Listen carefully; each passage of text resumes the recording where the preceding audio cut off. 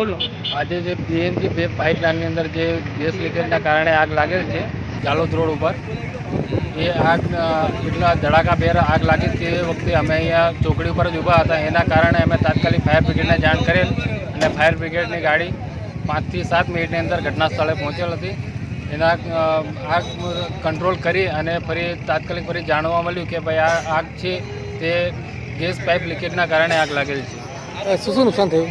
એમાં નુકસાનની અંદર આ જે મેઇન લાઇન છે જીબીની, એ લાઇન પડી ગઈ છે. બસ એનું જ ખાલી નુકસાન થયું છે, બીજું કોઈ નુકસાન થયું. કોઈને જાનહાની કે કોઈ ઇજાઓ થવા પામી છે આગ લાગવાના કારણે? આગ લાગવાના કારણે કોઈ પણ જાનહાની કે કોઈ નુકસાન થવા પામેલ નથી. તમારું નામ?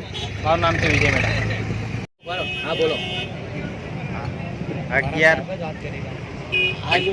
આજ રોજ 11:15 કલાકે ફાયર પર કોલ મળતા ઝાલોદ રોડ પર ગેસ પાઇપલાઇનની અંદર આગ લાગેલ છે એનો કોલ મળતા તરત સ્થળ પર જઈ આગને કંટ્રોલમાં કરી આગ ઓલવી પરત ફાયર સ્ટેશન રવાના થયા. નામ?